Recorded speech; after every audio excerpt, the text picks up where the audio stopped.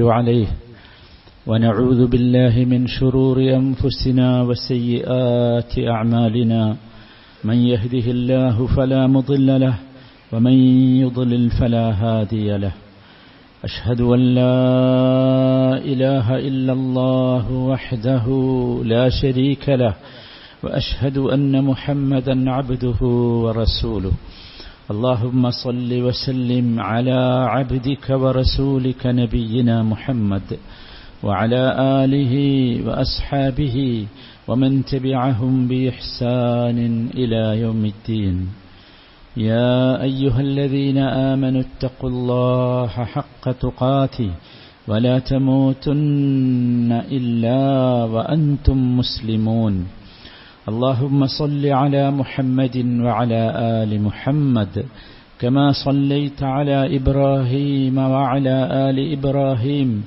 وبارك على محمد وعلى آل محمد كما باركت على إبراهيم وعلى آل إبراهيم إنك حميد مجيد أما بعد فإن خير الحديث كتاب الله وخير الهدي هدي محمد صلى الله عليه وسلم وشر الأمور محدثاتها وكل محدثة بدعة وكل بدعة ضلالة أعوذ بالله من الشيطان الرجيم والبلد الطيب يخرج نباته بإذن ربه والذي خبث لا يخرج إلا نكدا كذلك نصرف الآيات لقوم يشكرون അല്ലാഹു സുബ്ഹാനഹു വ തആലയുടെ വിധിവിലക്കുകൾ ജീവിതത്തിൻ്റെ എല്ലാ ഭാഗങ്ങളിലും സൂക്ഷിച്ച് പാലിച്ച് അല്ലാഹുവിൻ്റെ മുഖറബുകളായ ദാസന്മാരായി തീരാൻ ആഗ്രഹിക്കുക, പരിശ്രമിക്കുക, പ്രാർത്ഥിക്കുക, പ്രവർത്തിക്കുക. അല്ലാഹു ആ വിഭാഗത്തിൽ നമ്മെ ഓരോരുത്തരെയും ഉൾപ്പെടുത്തി അനുഗ്രഹിക്കുമാറാകട്ടെ. കഴിഞ്ഞ ആഴ്ചയിൽ ജീവിതം മടുക്കുന്നതെന്തുകൊണ്ട്, മടുക്കുമ്പോൾ എന്തു ചെയ്യണം എന്നതിനെക്കുറിച്ചാണ് നാം മനസ്സിലാക്കിയത്. നബി സല്ലല്ലാഹു അലൈഹി വസല്ലമയിൽ നിന്ന് അബ്ദുല്ലാഹി ബിൻ മസ്ഊദ് റളിയല്ലാഹു തആല അൻഹു റിപ്പോർട്ട് ചെയ്ത സഹീഹായ ഒരു ഹദീസും ആ ഹദീസിലുള്ള ഒരു ദുആഉം ജീവിതത്തിൽ ദുഃഖങ്ങളും സങ്കടങ്ങളും പ്രയാസങ്ങളും വരുമ്പോൾ നമ്മുടെ ജീവിതത്തിൽ ശ്രദ്ധിക്കേണ്ട, സൂക്ഷിക്കേണ്ട വളരെ ഗൗരവമുള്ള ഒരു പ്രാർത്ഥന നബി തിരുമേനി സല്ലല്ലാഹു അലൈഹി വസല്ലമ സഹാബത്തിന് അത് പഠിപ്പിച്ചു കൊടുത്തപ്പോൾ അവർ ചോദിച്ചു, നബിയെ, ഞങ്ങൾ ഇവിടെ ഇല്ലാത്തവർക്കൊക്കെ ഇത് പഠിപ്പിച്ചു കൊടുക്കട്ടെ എന്ന്. നബി സല്ലല്ലാഹു അലൈഹി വസല്ലമ ചോദിച്ചത് തിരിച്ചൊരു ചോദ്യമാണ് ചോദിച്ചത്, പിന്നെ മറ്റെന്താണ് നിങ്ങൾക്ക് ചെയ്യാനുള്ളത് എന്ന്. ആ പ്രാർത്ഥന കഴിഞ്ഞ ദിവസം നമ്മൾ മനസ്സിലാക്കി. ദുഃഖങ്ങളും സങ്കടങ്ങളും സംഘർഷങ്ങളുമൊക്കെ ഇല്ലാതാകാൻ വിശ്വാസികളായ നമ്മെ സംബന്ധിച്ചിടത്തോളം കനപ്പെട്ട ഒരു സമ്പത്താണ് യഥാർത്ഥത്തിൽ അത്. ആ പ്രാർത്ഥനയിലെ വളരെ പ്രസക്തമായ ഒരു ഭാഗം അല്ലാഹുമ്മ ജഅൽ അൽ ഖുർആൻ അൽ അളീം റബീഅ ഖുലൂബിന എന്നായിരുന്നു. സങ്കടങ്ങൾ വരുമ്പോൾ, ദുഃഖങ്ങൾ വരുമ്പോൾ അല്ലാഹുവേ, ഈ മഹത്തായ ഖുർആനിനെ ഞങ്ങളുടെ മനസ്സിനുള്ള, ഞങ്ങളുടെ ഹൃദയത്തിനുള്ള വസന്തമാക്കി നീ മാറ്റണമേ. എന്താണ് യഥാർത്ഥത്തിൽ ഇത്? എങ്ങനെയാണ് ഖുർആൻ നമ്മുടെ മനസ്സംഘർഷങ്ങൾക്ക് മുമ്പിൽ സമാധാനം നൽകുന്ന ഒരു വസന്തകാലത്തിന്റെ പ്രതീതി ഉളവാക്കുന്ന രീതിയിൽ ഖുർആൻ മാറുക? നമ്മളൊക്കെ ഖുർആന്റെ ആളുകളാണ്.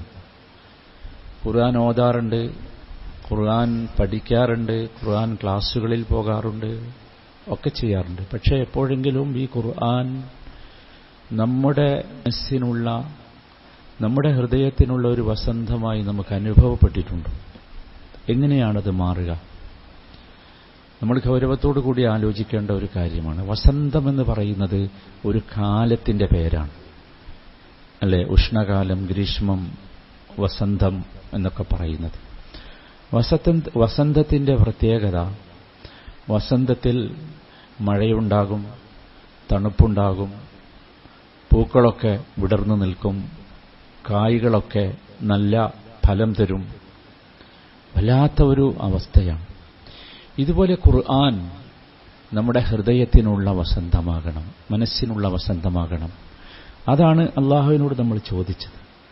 ചോദിക്കുമ്പോൾ നമ്മൾ ശ്രദ്ധിക്കേണ്ടത് അതെങ്ങനെ ആകും, എങ്ങനെയാണതാവുക? എന്റെ വിമ്മിഷ്ടങ്ങൾക്ക്, എന്റെ പ്രതിസന്ധികൾക്ക്, എന്റെ മനസ്സംഘർഷങ്ങൾക്കുള്ള ഒരു സമാധാനം എന്ന നിലയ്ക്ക് ഇതെങ്ങനെ മാറും എന്നതാണ്. അതിൽ ശ്രദ്ധിക്കേണ്ട ചില കാര്യങ്ങൾ. ഒന്നാമതായി നമ്മളെപ്പോഴും മനസ്സിലാക്കേണ്ടത്, ഒരു കർഷകൻ ഭൂമിയിൽ കൃഷി ചെയ്യുമ്പോൾ ആ കൃഷിസ്ഥലം ആദ്യം വൃത്തിയാക്കും, കളകളൊക്കെ പറിച്ചു മാറ്റി ആ മണ്ണിനെ ഒന്ന് ശുദ്ധീകരിക്കും. അതാണ് ആദ്യം ചെയ്യുക. പണ്ടുള്ള കർഷകരൊക്കെ ചെയ്തിരുന്നത് തീയിടും, കുറെ ചമ്മലൊക്കെ കൂട്ടിയിട്ട് തീയിടും. അപ്പോൾ അവിടെ വെണ്ണീറുണ്ടാകും. ഈ വെണ്ണീർ കൊണ്ട് ഈ ഭൂമി നന്നാകും. അല്ലെങ്കിൽ ഇത്തിലിടും, എന്നിട്ടത് നന്നാക്കും. അഥവാ ഭൂമി ഒന്ന് ശരിയാക്കും, എന്നിട്ടത് ഉഴുത് ശരിയാക്കി അതിലാണ് എന്തിടുക? വിത്തിടുക. ഇതുപോലെ നമ്മൾ ശ്രദ്ധിക്കേണ്ടത്, നമ്മുടെ ഹൃദയത്തെ നമ്മളൊന്ന് ശരിയാക്കി എടുക്കേണ്ടതുണ്ട്, നമ്മുടെ മനസ്സിനെ നമ്മളൊന്ന് ശരിയാക്കി എടുക്കേണ്ടതുണ്ട്. അപ്പോഴേ അവിടെ നല്ല വസന്തമുണ്ടാകും, നല്ല കായ്ക്കനികൾ ഉണ്ടാകും, നല്ല പൂക്കൾ ഉണ്ടാകും. നമുക്കറിയാം, ഒരുപാട് കാര്യങ്ങളിൽ നമ്മുടെ ഹൃദയത്തെ, നമ്മുടെ മനസ്സിനെ നാം വൃത്തിയാക്കണം. അതിൽ ശ്രദ്ധിക്കേണ്ടത് ഏറ്റവും പ്രധാനമായി വിശ്വാസപരമായ കാര്യങ്ങളാണ്. അള്ളാഹുവിലുള്ള വിശ്വാസം നമ്മുടെ ഉള്ളിൽ ദൃഢമായെങ്കിലേ അള്ളാഹുവിന്റെ സംസാരമാകുന്ന ഖുർആൻ നമുക്ക് സമാധാനം നൽകുമോ? ഞാൻ സംസാരിക്കുമ്പോൾ എന്റെ സംസാരം നിങ്ങൾക്ക് സമാധാനം കിട്ടുന്നതാകണമെങ്കിൽ എന്നെക്കുറിച്ചുള്ള ഒരു ആത്മവിശ്വാസം നിങ്ങളിൽ ഉണ്ടാകണം. ഇയാൾ എന്തോ പറയുകയാണ് എന്ന് വിചാരിച്ചാൽ അത് നടക്കില്ല. നേരെ മറിച്ച് ഞാൻ പറയുന്നത് വിശ്വസിക്കാൻ കൊള്ളുന്നതാണ് എന്ന തോന്നൽ നിങ്ങളിൽ ഉണ്ടാകുമ്പോൾ മാത്രമേ നിങ്ങൾക്ക് അതിനെ അടിസ്ഥാനപ്പെടുത്താൻ കഴിയുകയുള്ളൂ. അതുപോലെ ഖുർആൻ എന്ന അള്ളാഹുവിന്റെ ഈ സംസാരം നമുക്ക് യഥാർത്ഥത്തിൽ നമ്മുടെ ഹൃദയത്തിന്, മനസ്സിന് വസന്തമായി അനുഭവപ്പെടണമെങ്കിൽ സഹോദരങ്ങളെ, അള്ളാഹു പറയുന്നത് കൃത്യമായും നമുക്കാവശ്യമുള്ളതാണ്, അത്യാവശ്യമുള്ളതാണ്, നന്മയുള്ളതാണ് എന്ന ബോധ്യം നമുക്കുണ്ടാകണം. അതാണ് വിശ്വാസം നൽകേണ്ടത്. വിശ്വാസം എന്ന് പറയുന്നത് കേവലം ഉച്ചരിക്കേണ്ട വാക്കുകളല്ല. നമുക്ക് വിശ്വസിക്കാൻ കഴിയണം. ഞാൻ അയാളെ വിശ്വസിച്ച് എന്റെ കാര്യം ഏൽപ്പിച്ചിരിക്കുന്നു എന്ന് പറയുന്നത് പോലെ തന്നെയാണ് അള്ളാഹുവിലുള്ള വിശ്വാസവും. അപ്പോൾ ആദ്യമായി നമ്മൾ ചെയ്യേണ്ടത് നമ്മുടെ മനസ്സിനെ എല്ലാ തരത്തിലുള്ള ചീത്ത വിശ്വാസങ്ങളിൽ നിന്നും ശുദ്ധമാക്കി നല്ല വിശ്വാസം, അള്ളാഹുവിനെക്കുറിച്ചുള്ള യഥാർത്ഥ ബോധം നമ്മുടെ മനസ്സിൽ, നമ്മുടെ ഹൃദയത്തിൽ ഉണ്ടാക്കിയെടുക്കാൻ നമുക്ക് സാധിക്കണം. അതോടൊപ്പം തന്നെ, വിശ്വാസത്തോടൊപ്പം തന്നെ സ്വഭാവ സംസ്കരണം ഉണ്ടാകണം. ഒരു വിശ്വാസി ഇത് രണ്ടും ചേരുമ്പോഴാണ് അവൻ മുഅ്മിനായി തീരുന്നത്. ഒരുപാട് ചീത്ത സ്വഭാവങ്ങൾ നമുക്കുണ്ട്, നമ്മുടെ മനസ്സിലുണ്ട്. എനിക്ക് ഞാൻ തന്നെ മതി എന്ന ഒരു തോന്നൽ നമുക്കില്ലേ? ഉണ്ട്. നബി സല്ലല്ലാഹു അലൈഹി വസല്ലം ഏറ്റവും കൂടുതൽ നബി സല്ലല്ലാഹു അലൈഹി വസല്ലം താക്കീത് നൽകിയ ഒരു വിഷയമായിരുന്നു അത്. ഉജുബ്, ഞാൻ തന്നെ മതി എനിക്ക് എന്ന ഒരു തോന്നൽ. ഞാൻ എന്നെ തന്നെ പുകഴ്ത്തുന്നു, ഞാൻ എന്നെ തന്നെ പറ്റി പുകഴ്ത്തി പറഞ്ഞ് എനിക്ക് ഞാൻ മതി.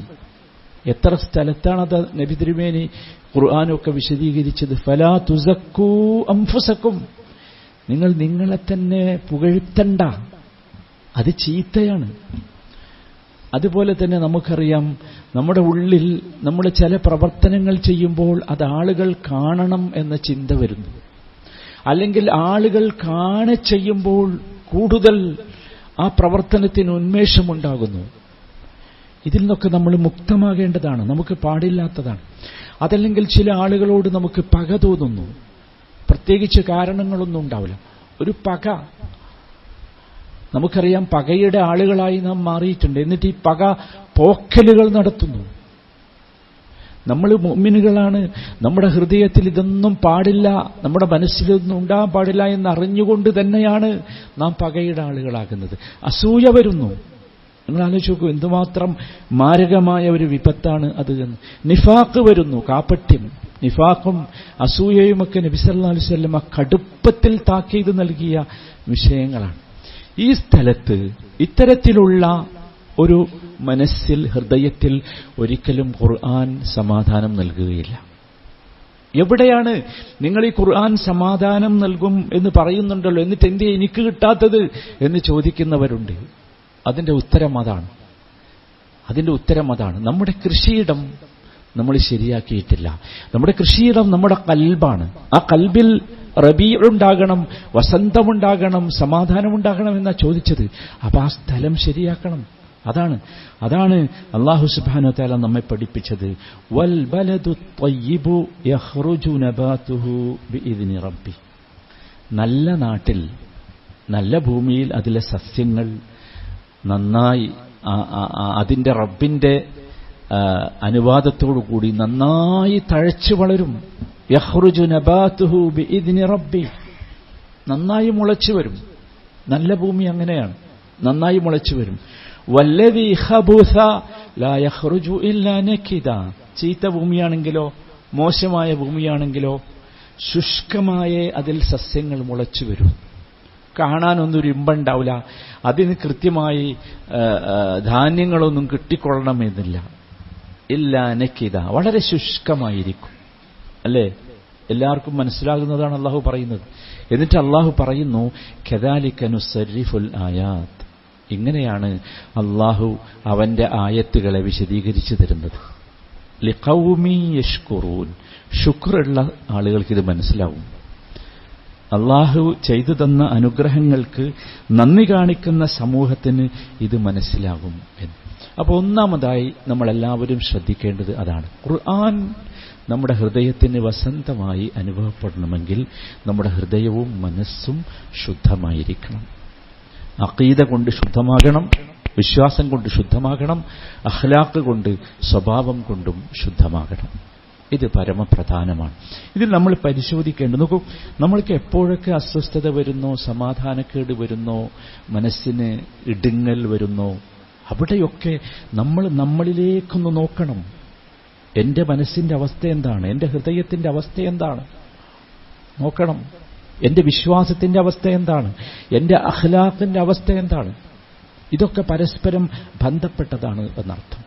രണ്ടാമതായി എല്ലാവരും ശ്രദ്ധിക്കേണ്ടത്, അല്ലാഹു സുബ്ഹാനഹു വ തആല ഖുർആനിനെ തന്നത് എന്തിനാണ് എന്ന് വിശദീകരിക്കുന്നുണ്ട്. അതിലൊന്നാമത്തെ വാചകം, ഇന്നല്ലദീന യത്ലൂന കിതാബല്ലാഹ് വഅഖാമുസ് സ്വലാഹ വഅൻഫഖൂ മിമ്മാ റസഖ്നാഹും സിർറൻ വഅലാനിയതൻ യർജൂന തിജാറതൻ ലൻ തബൂർ. ഇന്നല്ലദീന യത്ലൂന കിതാബല്ലാഹ്. അല്ലാഹുവിന്റെ കിതാബിനെ നാം തിലാവത്ത് ചെയ്യണം. തിലാവത്ത് എന്നതിന് ഒരുപാട് ആശയങ്ങളുണ്ട്. അതിൽപ്പെട്ട ഒരാശയമാണ് വായന എന്ന് പറയുന്നത്, പാരായണം എന്ന് പറയുന്നത്. സാധാരണ പാരായണത്തിന് തിലാവത്ത് എന്ന് പറയുകയില്ല. നമ്മൾ പത്രം വായിക്കാറുണ്ട് രാവിലെ, അതിന് അറബി ഭാഷയിൽ തിലാവത്ത് യത്ലു എന്ന് പറയുകയില്ല. മറിച്ച് തല എന്ന പദത്തിന്റെ ഭാഷാർത്ഥം ഫോളോ അപ്പ് എന്നാണ്.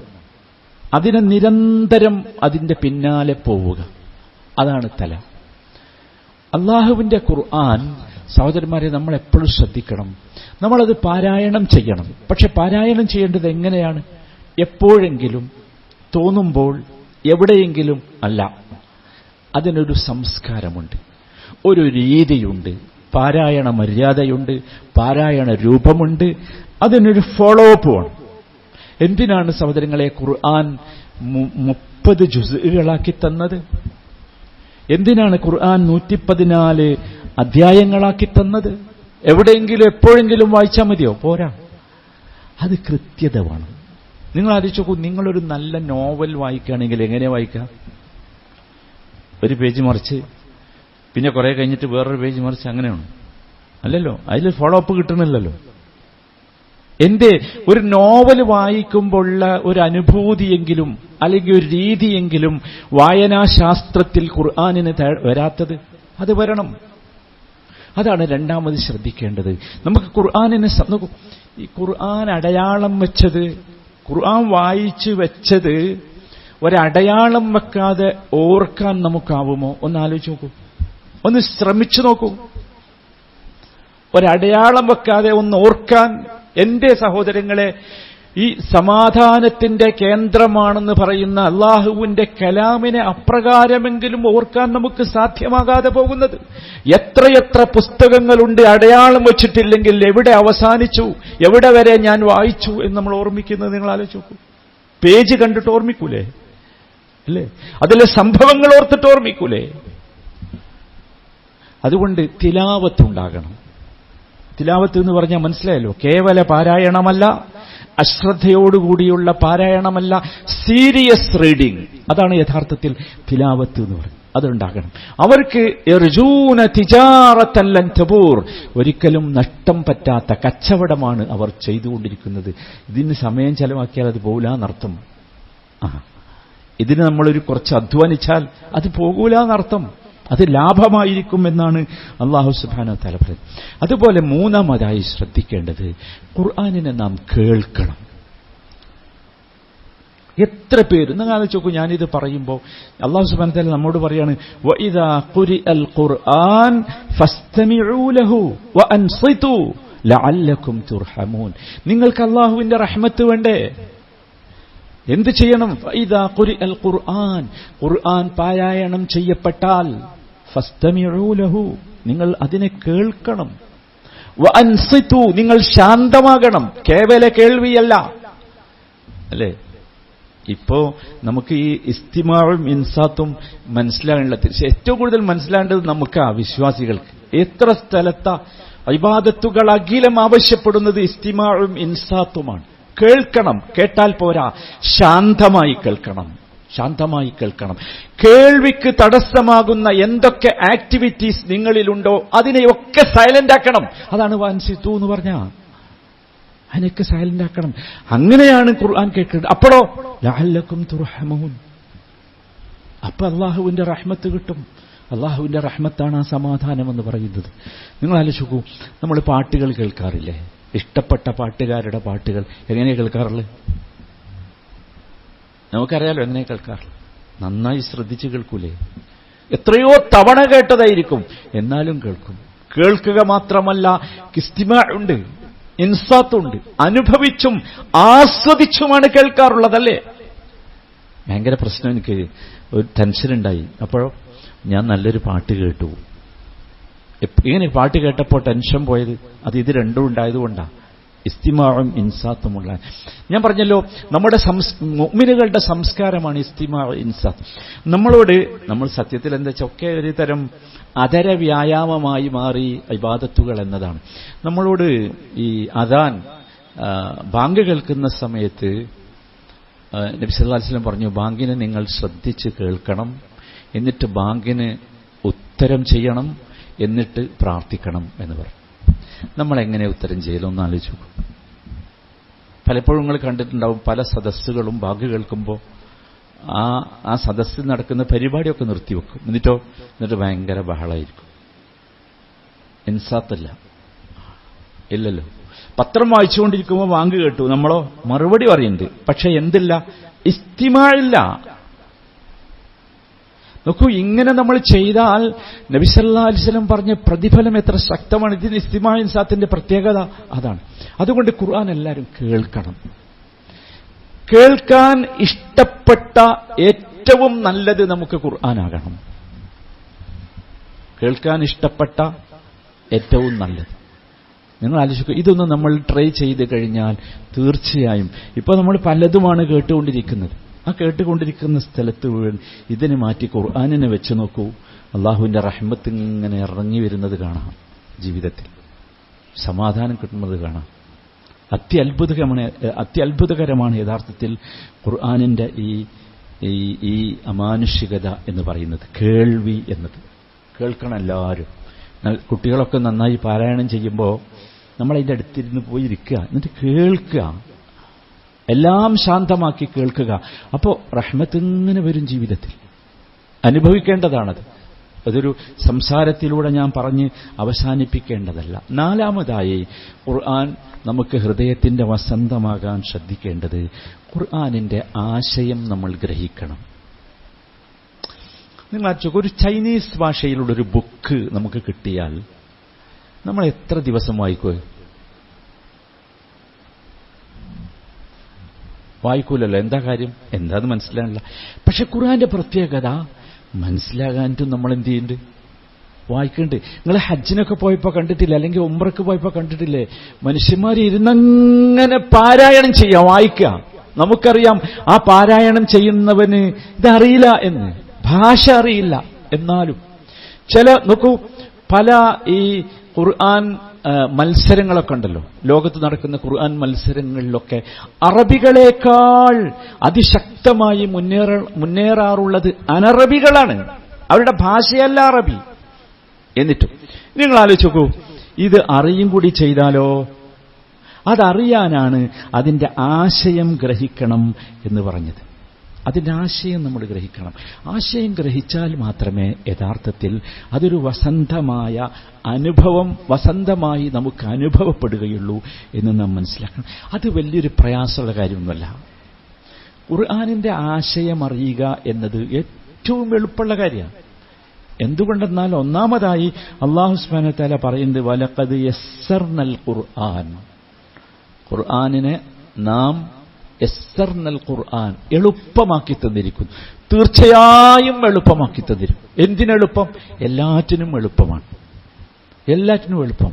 നമ്മൾ ഒരുങ്ങിയാൽ മതി. ഒരു ദിവസം ഖുർആനിലുള്ള ഒരു വാക്ക് നമ്മൾ മനസ്സിലാക്കാൻ ഉദ്ദേശിച്ചാൽ, ആഗ്രഹിച്ചാൽ മതി സഹോദരന്മാരെ, നമുക്ക് വളരെ പെട്ടെന്ന് തന്നെ ഖുർആനിന്റെ ആശയം ഉൾക്കൊള്ളാൻ കഴിയും.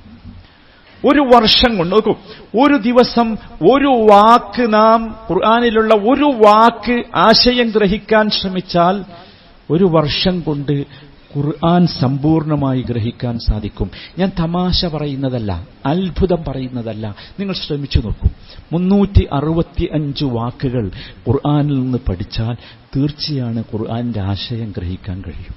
അതിങ്ങനെയാണ് അല്ലാഹു സുബ്ഹാനഹു വ തആല അതിനെ സംവിധാനിച്ചിട്ടുള്ളത്. അത് 2 വാക്കാക്കിയാലോ? എത്ര വാക്കുകളാണ് നമ്മളൊക്കെ പഠിച്ചതല്ലേ? ഏതൊക്കെ അന്യഭാഷകളിലുള്ള അന്യരാജ്യങ്ങളിലെ ആളുകളുമായാണ് നമ്മളൊക്കെ ക്രയവിക്രയം നടത്തുന്നത്, ബിസിനസ് നടത്തുന്നത്. എത്ര എളുപ്പ പഠിച്ചെടുത്തത്. അള്ളാഹുവിന്റെ ഈ സംസാരം ഗ്രഹിക്കണം എന്ന് നമുക്ക് ആഗ്രഹമില്ലേ? എന്നോട് എന്റെ റബ്ബ് സ്നേഹത്തോടുകൂടി യാ അയ്യുഹല്ലദീന ആമനൂ എന്നല്ലേ വിളിച്ച്? എനിക്ക് മനസ്സിലാകണ്ടേ അതെന്താന്നുള്ളത്. അതുകൊണ്ട് എല്ലാവരും ശ്രദ്ധിക്കണം. അതാണ് നാലാമതായി ശ്രദ്ധിക്കേണ്ട ഒരു സംഗതി. എളുപ്പമാണ്, ഞാൻ പറഞ്ഞു, വളരെ എളുപ്പമാണ്. ആരും ഇത് പ്രയാസമാണ് എന്ന് നിങ്ങളോട് ആരെങ്കിലും പറയുന്നുവെങ്കിൽ അവൻ പിശാചാണ്, അവൻ ശൈത്താനാണ്. അത് നമ്മൾ മനസ്സിലാക്കണം. നാലാമതായി ശ്രദ്ധിക്കേണ്ട സുഹൃത്തുക്കളെ, ഖുർആൻ കൊണ്ട് നമ്മൾ അമല് ചെയ്യണം. ഖുർആൻ എന്തിനുള്ളതാണ്? അമല് ചെയ്യാനുള്ളതാണ്. അത് വായിച്ച് തള്ളാനുള്ളതല്ല. പഠിച്ച് പരീക്ഷ എഴുതി മാർക്ക് വാങ്ങി സർട്ടിഫിക്കറ്റ് വാങ്ങി സമ്മാനം വാങ്ങി തീർക്കാനുള്ളതല്ല. അതുകൊണ്ട് അമല് ചെയ്യണം, പ്രവർത്തിക്കണം. ഖുർആനിലെ ഓരോന്നും നമ്മളോടുള്ള പ്രവർത്തനത്തിന് വേണ്ടിയുള്ള കൽപ്പനയാണ്. ഏതും നിങ്ങൾ പരിശോധിച്ചു നോക്കൂ. സഹാബത്ത് അങ്ങനെയായിരുന്നു. ഒരായത്ത് വായിച്ച് പഠിച്ച് അടുത്തത് അത് പ്രവർത്തിക്കലായിരുന്നു. ഏതായത്തും ഉദാഹരണം പറഞ്ഞു നോക്കൂ നിങ്ങൾ. നമുക്കൊക്കെ അറിയുന്ന ഒരു വചനമാണ് ഖുർആനിൽ വൈലുൽ ലികുല്ലി ഹുമസത്തിൽ ലുമസ. എല്ലാവർക്കും അറിയാലോ, ആരും അറിയാത്തതില്ല. ഭയങ്കര ഗൗരവമുള്ള വാക്കാ പറഞ്ഞു. വൈലുൽ ലികുല്ലി ഹുമസത്തിൽ ലുമസ. ഹുമസത്തും ലുമസത്തും 2 ചീത്ത സ്വഭാവങ്ങളാണ്. ഒന്ന് മനുഷ്യനെ പരിഹസിക്കലാണ്, മനുഷ്യൻ ഇപ്പോൾ എന്നെ പരിഹസിക്കാൻ ഞാനറിയാതെ, അതാണ് എന്ത് ലുമസത്ത് പറഞ്ഞത്. ഭയങ്കര മോശ, ചീത്തയാണ്, വൈല് എന്നാ പറഞ്ഞത്. രണ്ടാമത്തേത് ഹുമസത്ത് എന്ന് പറഞ്ഞാൽ അനാവശ്യമായി പണം സമ്പാദിക്കലാണ്. അനാവശ്യം എന്ന് പറഞ്ഞാൽ, പണം എന്ന് പറഞ്ഞാൽ ഇസ്ലാമിന്റെ സിദ്ധാന്തം അനുസരിച്ച് സമ്പത്തെന്ന് പറയുന്നത് സമ്പാദിക്കൽ അനുവദനീയമാണ്. പക്ഷേ അതുകൊണ്ട് ക്രയവിക്രയം നടത്തണം, അത് കെട്ടിപ്പൂട്ടി വെച്ചുകൂടാ. അതാണ് ഇസ്ലാമിന്റെ സിദ്ധാന്തം. ഒരിക്കലും പാടില്ല, നിഷിദ്ധമാണ്. ഭൂമി പോലും കൃഷി ചെയ്യാതെ ഇടാൻ പാടില്ല. ഇസ്ലാമിക ശരീഅത്തനുസരിച്ച് ഗവൺമെന്റ് ആ ഭൂമി പിടിച്ചെടുക്കും, എന്നിട്ട് കൃഷി ചെയ്യും. അതാണ് നിയമം. സ്വത്തും സമ്പത്തും ഒക്കെ അങ്ങനെയാണ്. അത് കെട്ടിപ്പൂട്ടി വെക്കാനുള്ളതല്ല, അത് മാർക്കറ്റിൽ വ്യയം ചെയ്യപ്പെടണം, ഉപകാരപ്പെടണം സമൂഹത്തിന്. അങ്ങനെ ചെയ്യാത്തവർക്ക് നാശം. അതാണ് ഈ ആയത്ത് വായിച്ചാൽ നമ്മൾ എങ്ങനെയൊക്കെ മാറണം നിങ്ങൾ ആലോചിച്ച് നോക്കൂ ജീവിതത്തിൽ. ഒരു ഉദാഹരണം ഞാൻ പറഞ്ഞത്, ഒരുപാട് ഉദാഹരണങ്ങൾ ഖുർആൻ വായിക്കുമ്പോഴൊക്കെ നമുക്കത് മനസ്സിലാക്കും. നമുക്ക് ആശ്വാസം നൽകുന്ന എത്ര വചനങ്ങളാണ് ഖുർആൻ കൊണ്ട് അമല് ചെയ്താൽ ആശ്വാസം കിട്ടുന്ന എത്രയെത്ര വചനങ്ങളാണ് അല്ലാഹു സുബ്ഹാനഹു വ തആല ഖുർആനിലൂടെ നമുക്ക് പഠിപ്പിച്ചിരുന്ന് സംസാരിക്കുന്നത് നമ്മൾ ആലോചിക്കണം. അതുകൊണ്ട് സഹോദരന്മാരെ, ഖുർആൻ കൊണ്ട് നമ്മൾ അമല് ചെയ്തിട്ടില്ലെങ്കിൽ അള്ളാഹുവിൻ്റെ അടുത്തെത്തുമ്പോൾ കുടുങ്ങൂട്ടും. അമല് ചെയ്താലോ ഇവിടുന്ന് തന്നെ സമാധാനം കിട്ടും, സന്തോഷം കിട്ടും.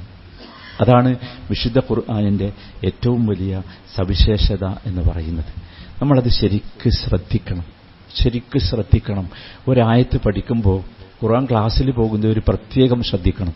ഒരായത്ത് പഠിക്കുമ്പോൾ ആ ആയത്ത് എനിക്ക് അമൽ ചെയ്യാനുള്ളതാണ്, അല്ലാതെ വെറുതെ പറയില്ലല്ലോ. അല്ലാഹ് വെറുതെ പറയില്ല, തമാശ പറയില്ല. എനിക്ക് അമൽ ചെയ്യാനുള്ളതാണ്, അതുകൊണ്ട് ഞാൻ അമൽ ചെയ്യേണ്ടതുണ്ട്. മനസ്സിലായില്ലേ? അങ്ങനെയായിരിക്കണം യഥാർത്ഥത്തിൽ. അപ്പോ ഖുർആൻ നമുക്ക് റബിയ ഖൽബി, നമ്മുടെ ഹൃദയത്തിന് ആശ്വാസം നൽകുന്നതായി മാറും. അതുപോലെ ശ്രദ്ധിക്കേണ്ട മറ്റൊരു കാര്യമാണ്, ഖുർആൻ കൊണ്ട് നമുക്ക് തർബിയത്ത് നടത്താൻ സാധിക്കണം. തർബിയത്ത് എന്ന് പറഞ്ഞാൽ ഇന്ന് ഒരു നല്ല പദമാണ്, ആളുകൾ ധാരാളമായി ഉപയോഗിക്കുന്ന ഒരു പദമാണ്. ഒരു വളർത്തൽ, ഒരു പാരന്റിംഗ് സിസ്റ്റമാണ് യഥാർത്ഥത്തിൽ തർബിയത്ത് എന്ന് പറയുന്നത്. വിശേഷിച്ചും നമ്മുടെ മക്കളെ, സഹോദരങ്ങളെ, ഖുർആൻ കൊണ്ട് തർബിയത്ത് നടത്താൻ നമുക്കാവണം.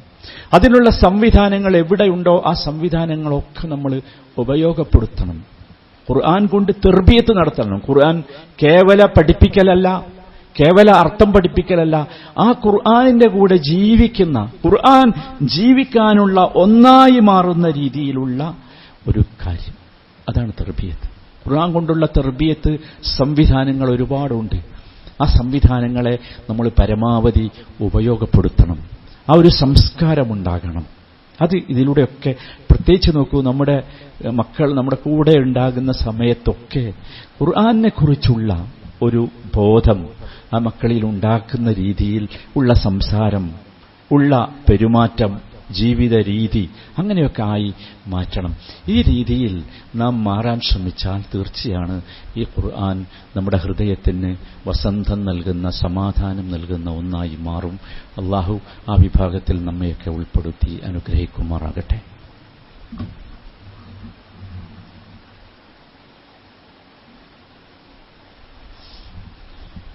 അൽഹംദുലില്ലാഹ് വസ്സലാത്തു വസ്സലാമു അലാ സയ്യിദിൽ മുർസലീൻ وعلى آله وصحبه أجمعين أما بعد فاتقوا الله عباد الله.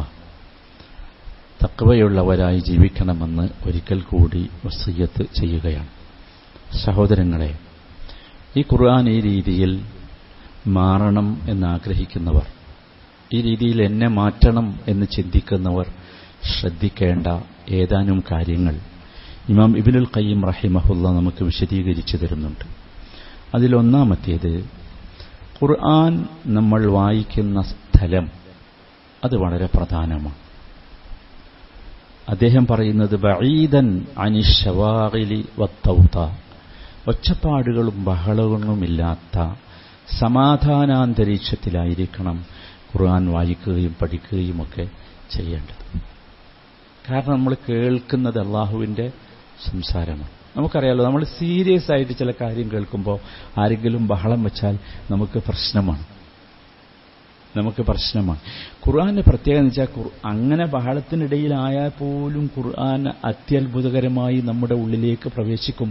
അതുകൊണ്ടാണ് മക്കയിലെ മുശ്രിക്കുകൾ സഹാബത്ത് ഖുർആൻ ഓതിയപ്പോൾ അത് ഒളിച്ചിരുന്ന് കേട്ടവർ, കേൾക്കുന്നവർ കേൾക്കാതിരിക്കാൻ വേണ്ടി അവരെന്താ ചെയ്തത്? അതാണ് അവർ പറഞ്ഞു തന്നെ, ലാ തസ്മഉ ലിഹാദൽ ഖുർആൻ വൽഗൗ ഫീഹി, ഈ ഖുർആൻ കേൾക്കരുത്, ഒച്ചപ്പാടുണ്ടാക്കണം, ലഅല്ലക്കും തഗ്ലിബൂൻ, എന്നാൽ ഞങ്ങൾ രക്ഷപ്പെടും. പറ്റുമെങ്കിൽ ശാന്തമായ അന്തരീക്ഷത്തിലായിരിക്കണം അത് ഉണ്ടാകേണ്ടത്. രണ്ടാമത്തേത്, ഖുർആനുമായുള്ള നമ്മുടെ ബന്ധം ദൈനംദിനമായിരിക്കണം. ഞാൻ പറഞ്ഞല്ലോ, തോന്നുമ്പോഴല്ല, നമുക്ക് കൃത്യമായ ഒരു രീതി ഉണ്ടാക്കണം. എല്ലാ ദിവസവും ഒരു 10 മിനിറ്റ് ഇന്ന സമയം മുതൽ ഇന്ന സമയം വരെ ഞാൻ ഖുർആൻ പാരായണം ചെയ്യും എന്ന് നമുക്ക് ഉറപ്പിക്കാൻ സാധിക്കണം. എല്ലാ ദിവസവും. അതെപ്പോഴെങ്കിലല്ല, തോന്നുമ്പോഴല്ല. ഈ തോന്നുമ്പോൾ ചെയ്യുന്നതല്ല യഥാർത്ഥത്തിൽ ഇബാദത്തുകൾ എന്ന് പറയുന്നത്. അത് നമ്മൾ പ്രത്യേകമായി മനസ്സിലാക്കണം. മൂന്നാമത്തേത്, ഖുർആൻ പാരായണം ചെയ്യുമ്പോൾ നമ്മൾ ആഗ്രഹിക്കേണ്ടത് ആ വചനം എൻ്റെ ജീവിതത്തിൽ സ്വാധീനം ചെലുത്തണം എന്നായിരിക്കണം. ആ വചനം നമ്മളൊരു ഒരു സൂറത്ത് ഓതുകയാണെങ്കിൽ ആ സൂറത്ത്, ഇപ്പോൾ സൂറത്തുൽ മുൽക്ക് എല്ലാവരും മഗ്രിബിന് ശേഷമോ അല്ലെങ്കിൽ ദിവസത്തിൽ എപ്പോഴെങ്കിലും പാരായണം ചെയ്യാറുണ്ടാകും. നമുക്കറിയാം, സൂറത്തുൽ മുൽക്ക് അദാബുൽ ഖബറിൽ നിന്ന് രക്ഷപ്പെടുത്തുമെന്ന് നബി സല്ലല്ലാഹു അലൈഹി വസല്ലം പറഞ്ഞിട്ടുണ്ട്, ഖബറിന്റെ ശിക്ഷയിൽ. അപ്പോൾ നമ്മളതിങ്ങനെ പാരായണം ചെയ്യുമ്പോൾ ശ്രദ്ധിക്കണം, എന്തായിരിക്കും, ഏത് രീതിയിലായിരിക്കും അദാബുൽ ഖബറിൽ നിന്ന് ഈ സൂറത്ത് എന്നെ രക്ഷപ്പെടുത്തുക, എങ്ങനെ അത് എന്നിൽ സ്വാധീനിക്കണം എന്നത് ചിന്തിച്ചുകൊണ്ടായിരിക്കണം അത് ഓതേണ്ടത്. അങ്ങനെ കുറേ ചിന്തിച്ചോതുമ്പോൾ സ്വാഭാവികമായി അത് നമുക്ക് ഉൾക്കൊള്ളാൻ സാധിക്കും, നമ്മളിലേക്ക് ആ സ്വാധീനം എത്തും എന്നതാണ്. നാലാമതായി, ഖുർആൻ നമ്മൾ പാരായണം ചെയ്യേണ്ടത് ഏറ്റവും മനോഹരമായ ശബ്ദത്തിലായിരിക്കണം. ചില ആൾക്കാർ ഉറക്കത്തിലൊക്കെയാണ് ഖുർആൻ ഓതുക, അല്ലേ? എന്താ പറയുന്നതന്നെ ചിലപ്പോൾ, ഓതുന്നതന്നെ ചിലപ്പോൾ തെറ്റിപ്പോകാറും. അങ്ങനെയല്ല, മനോഹരമായ സയ്യിനൂ അസ്വാത്തക്കും ബിൽ ഖുർആൻ, അല്ലെങ്കിൽ സയ്യിനൂ അൽ ഖുർആന ബി അസ്വാത്തിക്കും, അങ്ങനെയാണ്, മനോഹരമായിരിക്കണം. അതുകൊണ്ടാണ് ഖുർആന് പ്രത്യേകമായി പാരായണ ശാസ്ത്രം വന്നത്. മറ്റു വേദങ്ങൾക്കൊന്നുമില്ലാത്ത സവിശേഷതയാണ് ഖുർആനിന്. ഇൽമു തജ്വീദ് എന്ന് പറഞ്ഞൊരു പാരായണ ശാസ്ത്രം തന്നെയുണ്ട്. ആ രീതിയിലായിരിക്കണം അത് നാം ശ്രദ്ധിക്കേണ്ടത്. അഞ്ചാമതായി, ഞാൻ പറഞ്ഞല്ലോ, ഒരു 10 മിനിറ്റ് നമ്മൾ പാരായണം ചെയ്യാം. പാരായണം ചെയ്യുമ്പോൾ ഏറ്റവും ചുരുങ്ങിയത് ആ പാരായണം ചെയ്തതിലുള്ള ഒരു വചനത്തിൻ്റെയെങ്കിലും ആശയം നാം ഗ്രഹിച്ചവരായിരിക്കണം. ഇപ്പൊ ചെറിയ സൂറത്തൊക്കെ ആണെങ്കിൽ, ഇപ്പൊ സൂറത്തുൽ ഹുമസ നമ്മൾ ഓതി, അല്ലെങ്കിൽ സൂറത്തുൽ ഇഖ്ലാസ് എല്ലാ ദിവസവും ഓതാറുണ്ടല്ലോ കടന്നുറങ്ങുമ്പോൾ. നമുക്കറിയാം അതിന്റെ പ്രത്യേകതകളൊക്കെ നമുക്കറിയാം. പക്ഷെ ആ ഇഖ്ലാസ് എന്താണ് നമുക്ക് നൽകുന്നത്, അത് നമ്മുടെ ഉള്ളിലുണ്ടാകണം. അതാണ്. അപ്പൊ അതിന്റെ ആശയം ഏറ്റവും ചുരുങ്ങിയ രീതിയിലെങ്കിലും ഒരു സംഗ്രഹ രൂപത്തിലെങ്കിലും നമുക്ക് നമ്മുടെ ഉള്ളിലുണ്ടാക്കാൻ എല്ലാവരും ശ്രദ്ധിക്കണം. അഞ്ചാമതായി ശ്രദ്ധിക്കേണ്ടത്, നിങ്ങൾ ശ്രദ്ധിച്ചോ, ഇനി ഈ രീതിയിൽ നമ്മൾ ഖുർആനിനെ സമീപിച്ചാൽ ഖുർആനിലെ ചില വചനങ്ങൾ നമ്മളെ പിടിച്ചു നിർത്തും, ആവർത്തിക്കും നമ്മൾ ആ വചനം. അത് ഖുർആന്റെ മാത്രം സവിശേഷതയാണ്. അത് പിടിച്ചവിടെ നിർത്തും, എന്നിട്ട് ആവർത്തിക്കും, വീണ്ടും വീണ്ടും വായിപ്പിക്കും. നമ്മളെ ഖുർആൻ വായിപ്പിക്കും, അള്ളാഹു വായിപ്പിക്കും, വീണ്ടും വീണ്ടും. അതൊരു വല്ലാത്ത സംഭവമാണ്. നബി സല്ലല്ലാഹു അലൈഹി വസല്ലം നമസ്കാരങ്ങളിൽ പോലും ചില വചനങ്ങൾ നബി സല്ലല്ലാഹു അലൈഹി വസല്ലം ആവർത്തിച്ച് പാരായണം ചെയ്യാറുണ്ടായിരുന്നു. അത് യഥാർത്ഥത്തിൽ ഒരു സ്വാധീനമാണ്. സ്വാധീനിക്കുമ്പോൾ അത് നമ്മൾ ആവർത്തിച്ച് പറയുമല്ലോ. നമ്മളെ സ്വാധീനിച്ച ഒരു പാട്ടിന്റെ ഈരടി നമ്മളെപ്പോഴും പാടൂലേ, അതേപോലെ ഇത് നമ്മളെ വല്ലാതെ ആവർത്തിക്കുക മാത്രമല്ല, ചിലപ്പോൾ നമ്മൾ അതിനോട് നബി സല്ലല്ലാഹു അലൈഹി വസല്ലം ഭാഷയിൽ പറഞ്ഞാൽ അതിനോട് തജാവുബ് നടത്തുന്ന, ഉത്തരം ചെയ്യും. ഉദാഹരണമാണ്, അള്ളാഹുവിന്റെ റഹ്മത്തുകളെക്കുറിച്ച് കേൾക്കുമ്പോൾ നമ്മളവിടെ നിൽക്കും, എന്നിട്ട് ചോദിക്കും, അള്ളാഹുവേ ആ റഹ്മത്ത് എനിക്ക് നീ നൽകണമേ. ജന്നത്തിനെ കുറിച്ച് കേൾക്കുമ്പോൾ നമുക്ക് ആവേശമുണ്ടാകും, നമ്മൾ ജന്നത്തിനെ അള്ളാഹുവിനോട് ചോദിക്കും. തിരിച്ചും ശിക്ഷയെക്കുറിച്ച് കേൾക്കുമ്പോൾ പ്രതിസന്ധികളെക്കുറിച്ച് കേൾക്കുമ്പോൾ നമ്മൾ കാവലിനെ തേടും. ഇതൊക്കെ എപ്പോഴാണ് സംഭവിക്കുന്നത് എന്ന് ചോദിച്ചാൽ ആവർത്തിച്ച് പാരായണം ചെയ്ത് നമ്മുടെ ഉള്ളിലേക്ക് അതെത്തുമ്പോഴാണ്. ഏറ്റവും അവസാനമായി ശ്രദ്ധിക്കേണ്ടത് സഹോദരങ്ങളെ, ഖുർആൻ എടുത്തു വച്ചാൽ നമ്മുടെ ഈമാൻ ഏറ്റവും കൂടുതൽ ടെസ്റ്റ് ചെയ്യാവുന്ന ഒരു സംഗതിയാണ്.